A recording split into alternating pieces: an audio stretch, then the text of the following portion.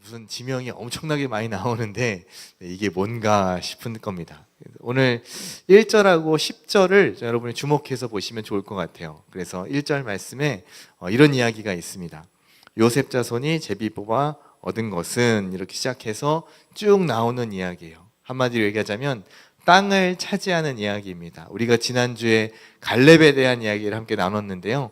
갈렙이 충성하는 믿음으로 하나님 앞에 나아갔습니다. 그리고 충성하는 믿음이 어떤 형태로 나타났는가 하면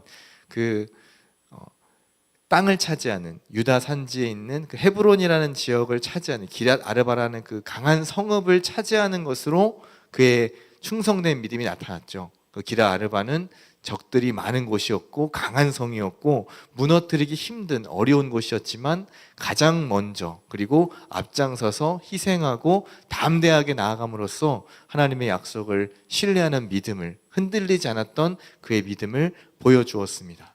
그래서 그 이후로 이제 계속해서 땅을 차지하는 이야기가 여호수아서에는 아주 길게 기록되어져 있습니다. 앞에 있는 재밌는 얘기는 이제 앞에 서사는 좀밖에 안 나오고, 사실 여호수아에 나오는 대부분의 이야기는 땅을 차지하는 이야기, 또 그 땅에 거주했던 어느 족속을 물리친 이야기, 또 어느 왕들을 물리친 이야기, 계속해서 전쟁 이야기밖에 나오지 않아요. 그런데 이게 왜 중요한가 하는 것은 이 땅을 차지한다고 하는 의미가 아주 분명하게 있기 때문입니다. 하나님께서 애굽의 포로였던, 애굽의 노예 생활했던 이스라엘을 건져내셔서 가나안 땅으로 가게 하셨는데, 그 가나안 땅을 차지한다고 하는 의미는 무엇이냐면 그 땅 가운데 하나님의 나라를 건설하라는 의미가 있습니다. 이 하나님의 백성들을 건져내어서 이들 왜 부르셨죠? 너희는 거룩한 나의 백성이고 하나님의 자녀이고 또 왕같은 제사장으로서 이 하나님의 영광을 나타낼 그러한 사명을 가지고 가나안 땅으로 들어가는 겁니다. 그냥 단순히 먹고 살기 위해서 그 땅을 차지해서 잘 먹고 잘 살고 강대한 제국을 건설하기 위해서 그 땅을 차지하는 것이 아니라, 그 땅을 차지하고 거기에 하나님의 백성들이 거주함으로써 하나님의 말씀이 이루어지는 땅이 가나안 땅이 되는 거예요. 그래서 하나님께서 말씀으로 다스리는 땅, 하나님의 말씀에 순종하는 백성이 거주하는 땅, 그래서 그 땅에 들어가기만 하면, 그 나라의 백성이 되기만 하면 하나님의 말씀을 우리의 삶 속에 받아들이고 그 말씀에 순종해서 하나님의 통치가 우리의 삶 가운데 이루어지는 그런 나라, 그런 백성을 만들고자 하는 게 하나님의 뜻이었다는 것입니다. 그래서 이 가나안 족속들을 다 진멸하라고 말씀해요. 명령을 주시죠. 우리의 지금 현대 관점으로 보자면 이 여호수아와 이스라엘 민족에게 주신 이 명령이 인종 말살 이런 정책같이 보여서 굉장히 좀 이해가 안 될 수도 있지만, 하나님께서 멸절하라고 하시는 것은 인종에 대한 이야기가 아니라 그들이 가지고 있는 악하고 음란한 문화에 대한 이야기입니다. 왜냐하면 그들을 남겨두면 그들이 가지고 있는 우상, 그들이 지금까지 행했던 악한 행동들, 그러한 문화들이 어떻게 되죠? 금방 이스라엘에게 전파되고, 또 이들이 그것을, 나쁜 것은 원래 금방 배우잖아요. 여러분 그런 경험 없으십니까? 네, 어렸을 때 나쁜 습관은 금방 생기는데 좋은 습관 들이기는 어렵잖아요. 여러분 맨날 잔소리 듣는 게 뭐예요? 네, 일찍 일어나라. 지금 잘 되십니까? 네, 자세 바르게 해라. 잘 되십니까? 여러분 소파에 어떤 자세로 누워 계시죠? 네, 성인이 된 우리도 이거 굉장히 고치기가 힘들어요. 좋은 것은 하기가 어려운데 나쁜 것은 어떻죠? 시키지 않아도 알아서 잘합니다. 그래서 알아서 늦게 일어나고, 알아서 안 좋은 자세로 앉아있고, 알아서 공부를 안 하고, 알아서 할 일을 뒤로 미루고, 알아서 게을러지고, 알아서 더러워지고, 그게 우리 인간의 본성이에요. 그래서 하나님께서 이런 악한 문화들이 이 이스라엘 백성 안에 들어오지 않게 하기 위해서 가나안 족속들을 다 멸절해라, 이런 명령을 주셨던 거죠. 그리고 이제 이 명령을 수행하기 위해서 이스라엘 12지파가 각자가 이제 제비 뽑아서 받은 땅으로 가서 그 땅을 이제 차지하는 그 싸움이 여호수아에 계속해서 기록되어져 있습니다. 그 중에서 오늘은 요셉 지파의 이야기예요. 요셉은 이스라엘이 총 12지파로 되어 있습니다. 12개 지파로 되어 있는데 그 12개 지파가 어떻게 돼 있냐면 다 야곱의 12명의 아들들이 조상이 되어서 12지파가 된 거예요. 그 중에 이제 11번째 아들이 요셉입니다. 요셉 들어보신 분? 네, 그렇죠. 요셉 누군지 혹시 아시는 분? 네, 다 아시죠? 알지만 우리 손대기가 좀 멋쩍어서 안 들고 계시리라 생각합니다. 네, 요셉은 창세기에 나오는 애굽의 총리가 되었던 바로 그 사람이죠. 형제들에게 팔렸다가 이제 애굽의 총리가 되어서 다시 이제 형제들을 만나게 되는 그 이야기가 창세기 후반부에 나와 있습니다. 그래서 이 요셉의 자손 중에 두 아들이 있어요. 요셉의 아들이 므낫세와 에브라임이라고 하는 두 아들이 있는데 하나님께서 요셉에게 장자권을 주셨기 때문에 원래 장자권을 가지고 있는 사람은 두 몫이거든요. 그래서 이스라엘 12지파가 있는데 원래는 한 사람 아들당 한 지파인데 요셉을 이 두 지파로 여기게 하셨어요. 왜냐하면 중간에 레위 지파가 이 아론 이후에 제사장 지파로 이렇게 빠지게 되면서 요셉에 있는 두 아들 므낫세와 에브라임을 각각 한 지파로 쳐서 총 12개가 됐습니다. 그래서 사실은 13개죠. 왜냐하면 레위 지파가 있으니까. 근데 얘는 땅이 없고 그냥 제사장 지파로 전국에 퍼져 있습니다. 그런 지파가 되었고 그래서 오늘 이 요셉 지파가 차지한 땅에 대해서 잠깐 지도를 한번 보여주시면 좀 우리가 이해하기가 좀 쉬울 것 같아요. 12지파가 차지한, 잘 보이시나요? 네, 잘 안 보이실 수 있는데 여기 가운데를 중심으로 해서 주황색과 연두색 있는 데가 주황색이 므낫세 지파고 그 아래에 있는 연두색이 동그란 게 에브라임 지파입니다. 그리고 저 위쪽에 있는 우측 상단에 분홍색처럼 보이는 게 또 므낫세 지파가 있어요. 므낫세 지파가 워낙에 사람이 많아서 다 이 땅이 수용할 수 없으니까 동쪽과 서쪽에 각각 하나씩 또 나눠서 땅을 줬습니다.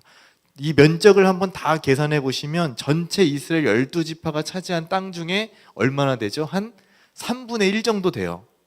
그러니까 요셉 지파 하나가 차지한 땅이 이스라엘 12지파가 차지한 땅의 거의 한 30% 가까이 된다. 그러니까 굉장히 넓은 땅을 차지했습니다.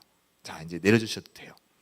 자, 그래서 이 12지파가 있는 이 땅 중에서 가장 중간 핵심적인 노른자 땅입니다. 우리식으로 생각한다면 한반도로 얘기하자면 서울, 경기, 인천, 강원 중간을 관통하는 가장 노른자 땅을 이제 에브라임과 므낫세가 받았어요. 자, 그렇다고 한다면 어떻게 해야 될까요? 열심히 이 땅을 차지하고 또 가꿔서 이곳에 하나님의 나라를 건설해야 되겠죠. 그래서 그러한 이야기가 오늘 쭉 나오고 있는데 마지막 10절에 가서 한 이야기가 나옵니다. 이게 살짝 마음에 좀 걸려요. 무슨 이야기냐면 우리 10절 말씀 한번 다 같이 다시 한번 읽어보겠습니다. 시작. 그들이 게셀에 거주하는 가나안 족속을 쫓아내지 아니하였으므로 가나안 족속이 오늘까지 에브라임 가운데 거주하며 노역하는 종이 되니라.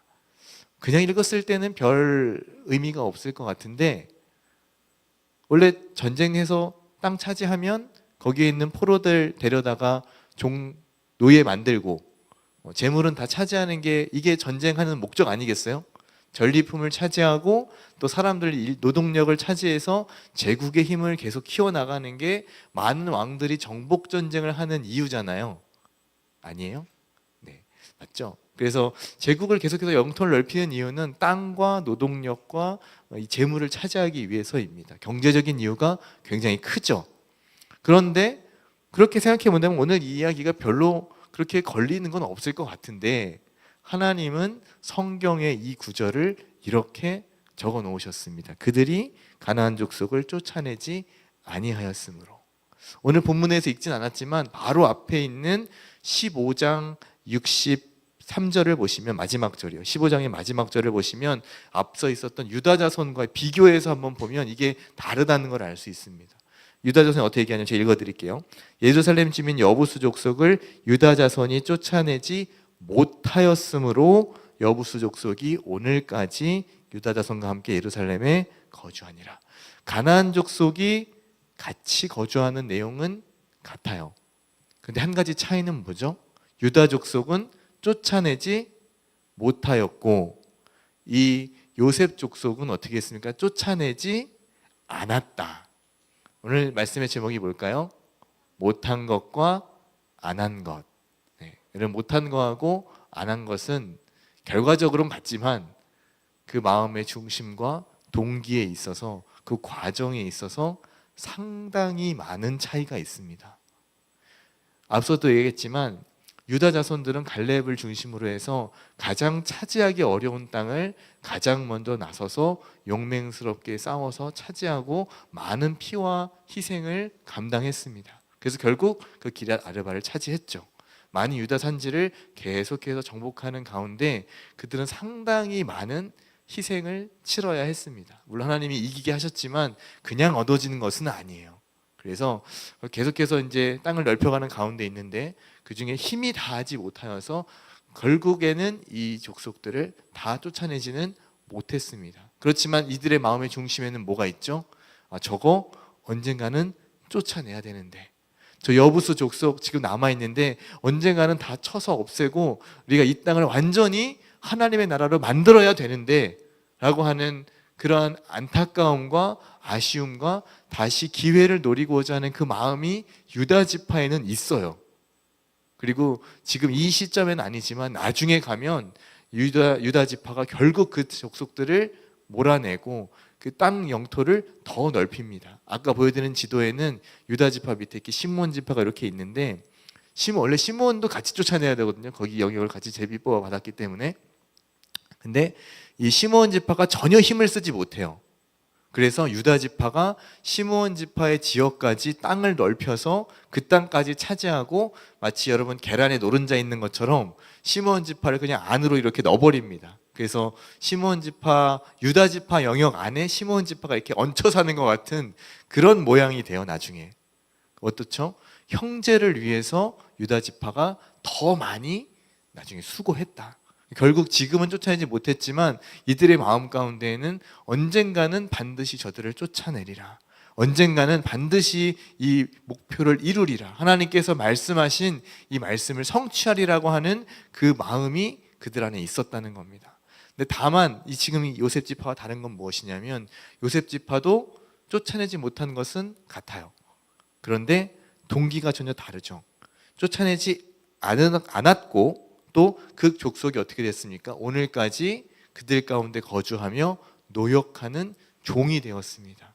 한마디로 충분히 쫓아낼 수 있는 힘도 있었고 충분히 쫓아낼 수 있는 마음만 먹는다면, 의지만 있었다면 할 수 있었는데 이들은 어땠다는 거죠? 이들을 노예로 삼고 경제적인 이익을 취하기 위해서 그냥 의도적으로 남겨두었다는 뜻입니다.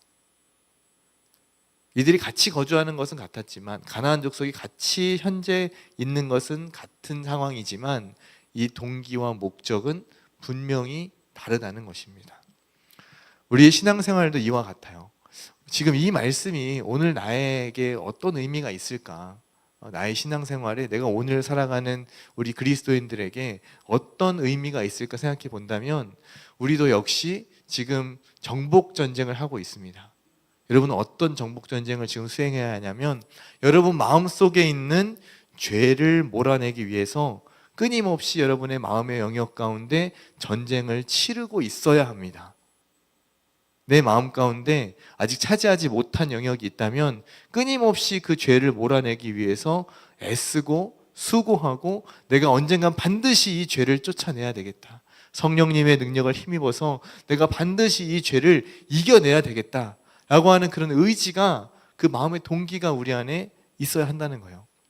비록 아직 연약해서 완전히 끊어내지 못해서 설령 조금 남아있다 할지라도 이게 좋으니까, 내가 이게 괜찮고 좀 이거 갖고 있으면 더 마음에 안정도 되고 또 재밌기도 하고 즐겁기도 하고 내게 쾌락을 주니까 의도적으로 남겨두는 게 아니라 쫓아내야 하는데, 이거 끊어내야 하는데, 이 죄를 극복해야 하는데, 이겨내야 하는데 라고 하는 그 마음속에 우리의 신앙의 양심이 살아있어야 한다는 뜻입니다. 그런 사람과 그렇지 않은 사람은 분명한 차이가 있어요.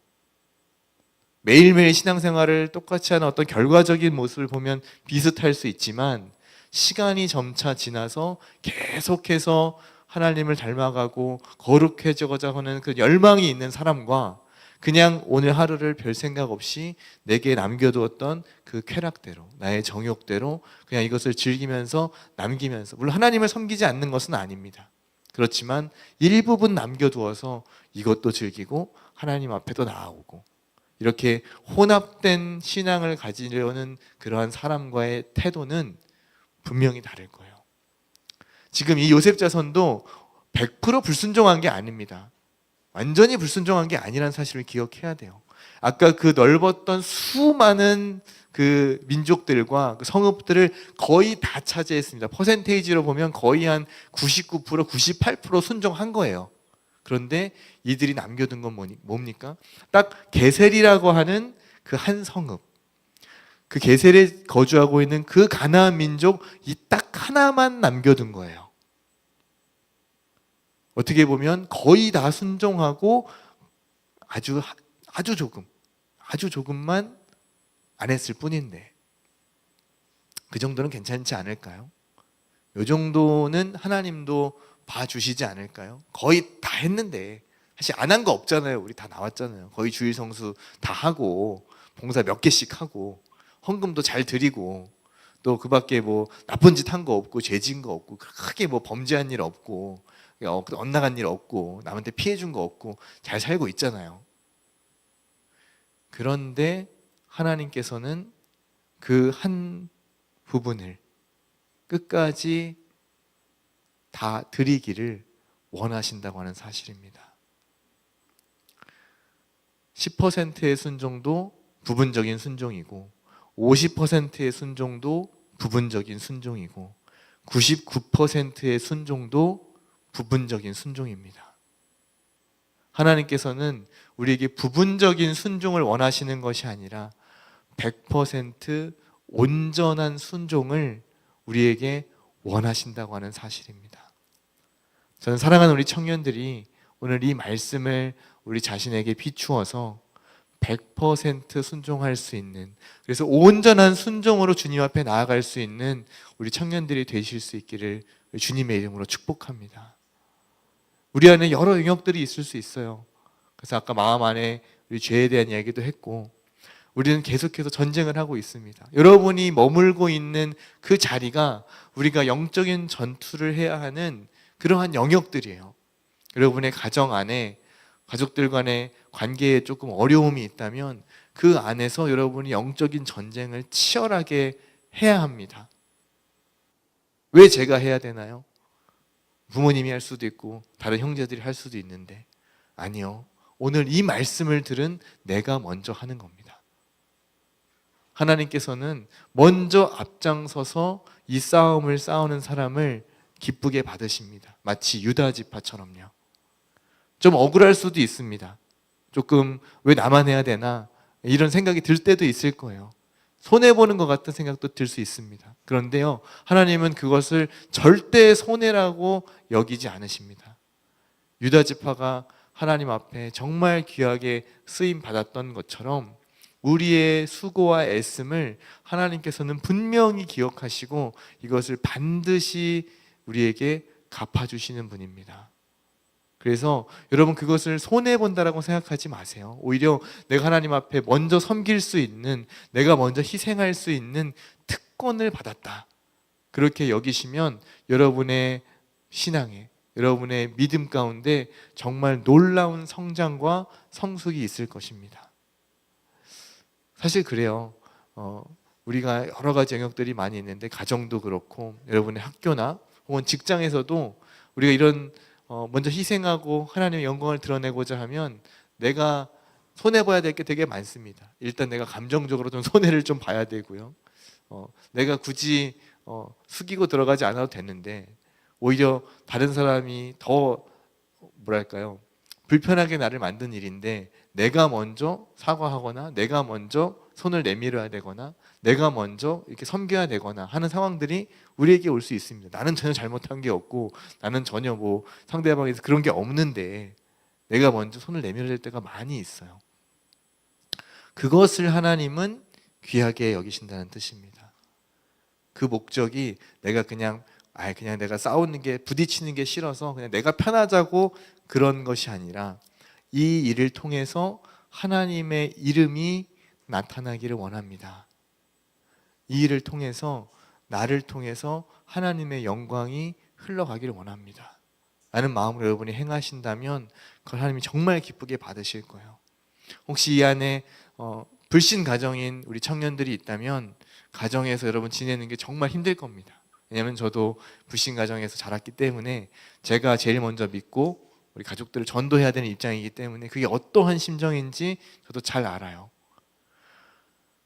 정말 평상시 같으면 그냥 내가 짜증낼 수도 있고 화낼 수도 있고 내 권리를 충분히 요구할 수 있는 그런 상황임에도 불구하고 내가 교회를 다닌다는 것 때문에 내가 예수님을 믿었다는 것 때문에 혹시 내가 이렇게 감정적인 것을 드러내면 내가 내 권리를 요구하면 이것 때문에 하나님의 영광이 가려지지 않을까, 혹시 이것 때문에 전도의 문이 막힐까 싶어서 차마 다 이야기하지 못하고 차마 다 내색하지 못하고 차마 다 드러내지 못한 그런 일들이 많이 있습니다.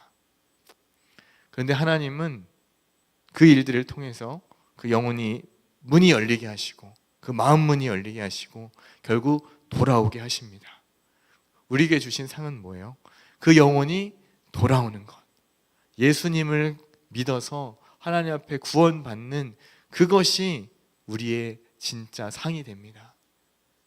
이게 우리가 싸움을 싸우는 목적이에요. 이게 우리가 끊임없이 우리 안에 죄와 또 하나님의 나라의 영역을 넓혀가고자 하는 우리의 삶의 목적입니다. 사랑하는 우리 청년들이 이 마음을 가지고 일상의 삶을 살아갈 수 있기를 바랍니다. 우리가 못할 수 있어요. 열심히 하고자 애를 썼는데, 내가 죄를 이기고자 정말 애를 많이 썼는데 다 이기지 못할 수도 있습니다. 때때로 넘어질 수도 있어요. 우리 연약하니까요. 괜찮습니다. 주님 앞에 회개하고 돌이키고 다시 또 결단하고 주님 앞에 나아가면 됩니다. 그런데 안 한 것하고는 달라요. 내가 애쓰지 않고 내가 치열하게 싸워보지 않고 내가 부딪혀보지 않고 내가 이 영적인 싸움을 싸우지 않았는데 지레 겁을 먹거나 혹은 그거에 따른 다른 이익들이 있어서, 나에게 주는 유익들이 있어서 의도적으로 이것을 그냥 놔두었다면 그것은 안 한 것이 됩니다. 사랑하는 우리 청년들이 안 하는 그런 사람들 되지 않기를 바랍니다. 못할 수는 있어요. 괜찮습니다. 그러나 우리가 끝까지 한번 싸워보기를 바랍니다. 우리의 싸움은 눈에 보이는 게 아닙니다. 눈에 보이지 않는 혈과 육에 대한 영적인 싸움입니다. 그래서 이 싸움을 여러분 매일매일 치열하게 싸워 나가시기를 바라고, 여러분 마음속에 있는 죄에 대해서 지지 마세요. 여러분의 자존심에 지지 마세요. 자존심 그거 아무것도 아닙니다. 자존심 세운다고 해서 여러분에게 유익되는 게 별로 없어요. 자존심 버리고 내 자존심 십자가에 못 박고 나는 이미 죽었다. 내 자아는 이미 죽었다. 내 자존심도 죽었고 내 감정도 죽었고 내 의지, 내 지혜, 내가 의지했던 내 경험, 내 능력 다 죽었다. 우리가 의지하는 건 뭡니까? 우린 예수 안에 사는 겁니다. 내 지혜도 예수님이 주시는 지혜로, 나의 감정도 예수님이 부어주시는 그 사랑으로, 나의 의지도 내 의지가 아닌 성령님께서 나를 이끌어 가시는 성령 하나님의 의지대로 그렇게 우리의 삶을 맡기고 나아갈 때 하나님께서 우리 청년들의 삶을 인도해 가시고 풍성한 삶으로 또 열매 맺는 삶으로 우리 청년들을 인도해 가실 줄로 믿습니다. 그렇게 날마다 하나님을 의지하며 또 승리하며 하나님 앞에 나아가는 우리 모든 청년들 다 되시기를 우리 주님의 이름으로 축복합니다. 함께 기도하겠습니다. 여러분 기도하실 때에 두 가지를 놓고 기도했으면 좋겠습니다. 한 가지는 하나님 내 안에 있는 죄를 이기고 우리 마음속에 있는 이 영역들을 정말 하나님의 나라로 바꾸어 주십시오. 하나님이 다스리시는, 하나님의 말씀이 다스리시는 그러한 내 영혼, 내 마음이 될 수 있도록, 나 자신이 그렇게 될 수 있도록 기도하시고, 또 여러분의 가족과 또 여러분의 일터와 또 여러분의 학교와 여러분이 머무는 모든 삶의 영역들 가운데 하나님께서 다스리시도록 이 두 가지를 놓고 우리 함께 기도하며 나가겠습니다. 사랑과 은혜가 풍성하신 하나님 감사합니다. 오늘도 복된 날 주시고 또 은혜 주셔서 우리 사랑하는 청년들이 주님 앞에 나올 수 있도록 은혜 베푸시니 감사합니다. 하나님, 우리 청년들이 주님 앞에 나올 때에 이들의 삶의 영역을 주님 손에 맡겨드립니다. 아버지께서 이들 다스려 주시고 이들의 마음 가운데 있는 죄의 소욕들을 이길 수 있도록 하나님께서 역사해 주옵소서. 우리의 무엇보다 주님 앞에 나아가며 주님을 의지하여 싸움을 싸워 나가기를 원합니다. 아버지, 싸우기도 전에 먼저 무릎 꿇는 것이 아니라 싸울 의지를 포기하는 것이 아니라 우리가 끝까지 싸워 이기며 지금은 당장은 넘어진다 할지라도 다시 그 무릎을 일으켜 세우고 또 한 걸음 또 한 걸음 주님 앞에 나아갈 수 있도록 주께서 역사하여 주옵소서. 우리 귀한 청년들 가운데 성령 하나님께서 은혜를 베풀어 주시고 날마다 함께 해주시기를 주님 간절히 원합니다. 우리 청년들 가운데 하나님 역사해 주셔서 성령 하나님께서 동행해 주시고 이들의 삶을 인도하여 주옵소서. 그래요, 매일의 삶 가운데 승리하게 하시고 아버지, 우리가 못한 것이 아니라 또 안 하는 것이 아니라 성령님을 의지하여 날마다 승리만 나아가는 우리 귀한 청년들이 될 수 있도록 역사하여 주시옵소서. 우리의 힘을 다해 싸움을 싸우길 원하오니 아버지여, 우리 청년들 가운데 영적인 갈망함을 주시고 싸울 의지를 또 하나님의 승리의 의지를 허락하여 주시옵소서.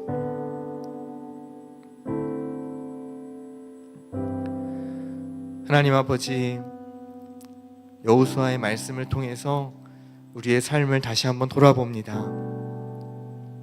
우리 안에 정리되지 않은, 또 아직 정복하지 못한 마음속의 영역, 또 삶의 영역들이 있다면 성령 하나님께서 다스려 주시기를 원합니다. 내 의지와 내 뜻대로 다스리는 것이 아니라 하나님의 말씀대로 살게 하여 주시고 오직 그 말씀에 순종하여 100% 온전한 순종으로 승리할 수 있도록 날마다 함께하여 주옵소서.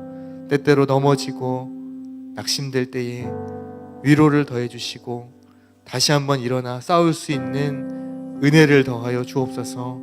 돌이키고 회개할 수 있는 영적인 민감함을 우리에게 허락해 주시고 지치고 낙심될 때 다시 한번 힘을 주셔서 이 싸움을 지치지 않고 끝까지 인내하며 승리할 수 있도록 우리 귀한 청년들 가운데 함께하여 주시옵소서. 감사하며 예수님의 이름으로 기도드립니다. 아멘. 이제는 우리를 위하여 모든 것을 내어주신 우리 주 예수 그리스도의 은혜와 그 아들을 아낌없이 내어주신 하나님의 크신 사랑과 우리와 함께 하셔서 영적인 싸움을 끝까지 싸울 수 있도록 우리를 견인하시는 성령 하나님의 교통하심이 날마다 우리의 삶을 주 앞에 드리며 끝까지 싸움을 싸우고 이기고자 결단하는 우리 모든 청년들에게, 함께 예배하는 모든 성도들에게 이제로부터 영원토록 함께 있을지어다. 아멘.